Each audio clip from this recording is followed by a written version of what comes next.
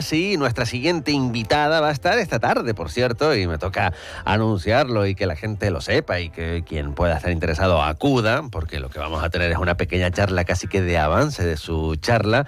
Va a ser hoy en el Palacete Rodríguez Kegles porque estamos en la semana de pobreza cero. El jueves va a ser el Día Internacional para la Erradicación de la Pobreza y desde la Concejalía de Solidaridad Internacional del Ayuntamiento de Las Palmas de Gran Canaria se han estado haciendo una serie de jornadas, hoy empiezan, que van a tener muchas otras actividades. Como decimos, a las 7 de la tarde va a estar en el Kegles la directora de incidencia de Educo y ahora está aquí con nosotros, Macarena Céspedes. ¿Qué tal? Muy buenos días. Hola, buenos días. Con una charla que lleva por nombre La pobreza no es juego de niños, hablamos de pobreza infantil, quizás la que más nos chirríe, la que menos deberíamos admitir, ¿no? Probablemente. No deberíamos admitir ningún tipo de pobreza, sí. Es cierto. Lo que pasa es que las consecuencias que tiene la pobreza en niños, niñas y adolescentes es muy grande. Tiene un impacto tanto en sus vidas ahora, en el presente, como en las oportunidades de futuro que tengan. ¿Y cómo está la cosa? Pues no está muy bien. No vamos avanzando como deberíamos, ni a nivel global, ni si miramos en nuestra casa, en nuestro país, tampoco. Sí, porque parece que antes cuando hablábamos de pobreza infantil teníamos que mirar a otros países, ¿no? No sé si es que no queríamos ver nuestra realidad o si nuestra realidad se ha recrudecido, ¿no? Bueno, nuestra realidad se ha recrudecido un poco. Es cierto que había unos índices de pobreza que siempre han estado ahí. En España siempre hemos tenido una población infantil en riesgo de exclusión y pobreza, pero también lo que es muy cierto es que en los últimos años ha empeorado la situación y ha empeorado tanto en la pobreza material severa, es decir, en lo que llamamos pobreza severa, no lo llamamos nosotros, lo llama el INE, lo llama Eurostat, lo llaman todas las administraciones, como en lo que se denomina riesgo de exclusión y pobreza, que es la precariedad, es decir, es no poder llegar a fin de mes, es no poder tener dinero para un imprevisto, es no poder irte de vacaciones, es pasar calor o pasar frío en la casa donde vives, es no comer carne, pescado, pollo cada 2 días.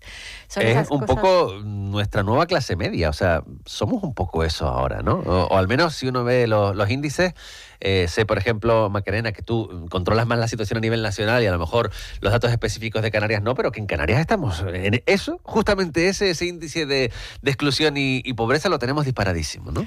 Lo tenéis alto. Sí, es cierto que Canarias tiene uno de los índices de riesgo de exclusión y pobreza más elevados de toda la península.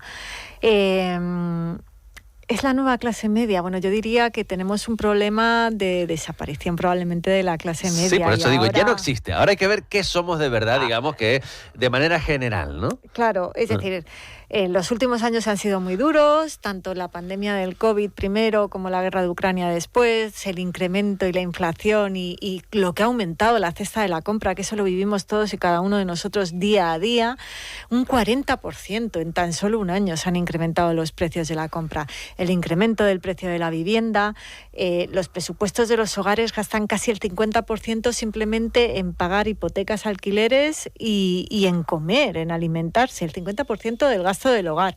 Es muchísimo dinero, es que te queda muy poco margen de maniobra para el resto de cosas. Y ahí no entran cosas básicas para niños y niñas como pueda ser ir al comedor escolar, como pueda ser tener una actividad extraescolar que permita a los padres trabajar por la tarde o tener un horario más amplio o buscar trabajo con más tranquilidad. Sí. Existe una gran precariedad. La realidad es que la pobreza ha incrementado, aunque podemos decir que el incremento es pequeño y permanece estancada, pero sí es cierto que la precariedad sí que ha aumentado muchísimo. No, me ha interesado mucho el tipo de ejemplos que dabas que me parecían muy comunes, que gente que nos está escuchando dice, pues es verdad que yo hay veces que no me puedo plantear viajar, o lo que has dicho de en el supermercado me corto a la hora de decir este filete me apetece mucho, pero hoy no toca, que tenemos el presupuesto ajustado. Es decir, es un tipo de pobreza que no se parece a la que podríamos imaginar de ir descalzo por la vida y yo qué sé,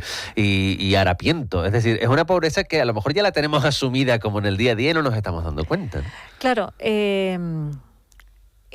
lo que no podemos es pensar que hay un solo tipo de pobreza para todos los contextos. Es cierto que hay una pobreza severa alrededor del mundo, en los países del sur que llamamos, en los países en vías de desarrollo, de una forma menos políticamente correcta, que la pobreza se ve, se palpa, es decir, son aquellas personas que viven con menos de $2 al día, que no tienen ropa, que no tienen zapatos, que no tienen hogar, que no tienen... Y es cierto que existe esa pobreza, y es cierto que tampoco estamos sabiendo atajar esa pobreza. Si es bien es cierto que hubo unos años en los que poquito a poco parecía que descendía, después de la pandemia del COVID, que ha supuesto una crisis bestial en muchísimos países, esta pobreza severa en términos globales ha aumentado. ¿Qué ocurre? Que esa no es la pobreza que vivimos en nuestros contextos, no es la pobreza que vemos todos los días en la calle. En la calle, aquí en España, vemos otra pobreza, y es la pobreza no solo de la carencia material, que es tremendamente importante y que te limita mucho al pensar, te limita, yo siempre digo que te estrecha el ancho de banda, ese ancho de banda en el que solo piensas en sobrevivir. Claro, si tú estás pensando qué le doy de comer a mis hijos mañana, tienes menos opciones de pensar qué puedo hacer para salir de donde estoy. Pero ese mismo estrés se lo transmites a tus niños, a tus niñas, a tus adolescentes, que están creciendo en esa carencia no solo de lo material, sino de relaciones, de tiempo, que ven cómo crecen sus problemas de salud mental. Entonces, es esa multicara o multifaceta de la pobreza y esa multidimensionalidad.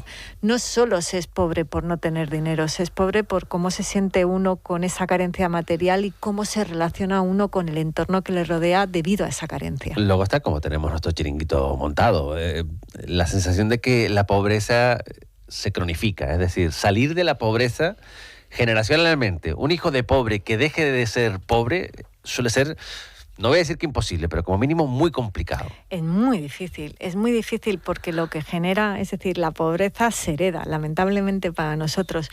Y el ascensor social que era la educación ha dejado de serlo porque no tener los mismos recursos económicos tiene un coste y tiene un impacto en las oportunidades de los niños y de las niñas. Eso está pasando, eso es así. Eso es una realidad. ¿Pueden cambiar las cosas? Deberían poder cambiar, para eso trabajamos. Deberíamos poder poner en marcha políticas sociales y políticas públicas de impacto real, tanto en los hogares, en las familias, de ayuda a la crianza, de un ingreso mínimo vital que llegue más y mejor, que se compagine con las rentas autonómicas, de ayudas, por ejemplo, al comedor escolar o a las actividades extraescolares de niños y niñas que favorezcan que ese niño permanezca más tiempo en el centro educativo, que su apego al sistema educativo sea mayor, que tenga un mayor éxito académico, y además que ayuden a los padres y a las madres a salir adelante, que quien no tiene empleo y necesita buscarlo, necesita tiempo para buscarlo, y quien tiene empleo necesita saber que sus hijos e hijas están seguras y protegidas.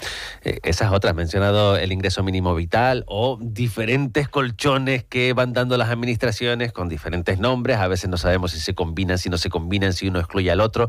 En cualquier caso sí que nos genera una sensación, sobre todo después de algunos anuncios hechos a bombo y platillo, que hay un colchón social importante.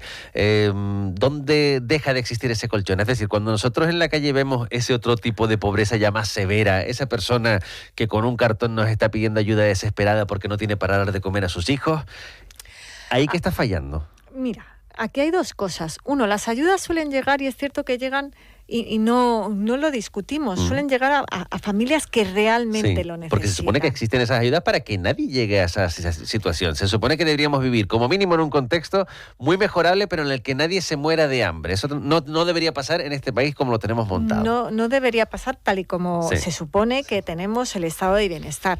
Lo que ocurre es que vivimos situaciones muy volátiles, que las condiciones cambian de la noche a la mañana, que el que hoy está en una situación económica estable, dentro de 2 días puede no estarlo, que las ayudas en este país son retributivas. ¿Esto qué quiere decir? Que tienen es decir, se fijan la mayoría de las ayudas por temas tributarios, es decir, por cuánto has contribuido, por declaraciones de la renta. Por cómo estabas el año pasado, eso para empezar. Claro, por umbrales de pobreza. No este año. Es decir, por ejemplo, hay una ayuda que es muy básica y que conozco bien, que es las becas para el comedor escolar de los niños y las niñas. Sí.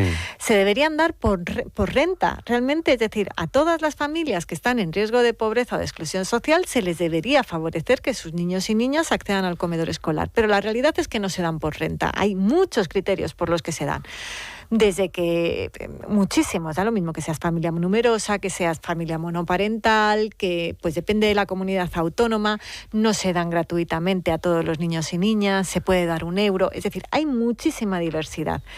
Lo mismo ocurre con cualquier renta de inserción, con el ingreso mínimo vital. Es decir, al final los condicionantes y los criterios que tienen que estar son tantos y tan burocráticos que hay una gran parte de la población que no accede. Eso por un lado.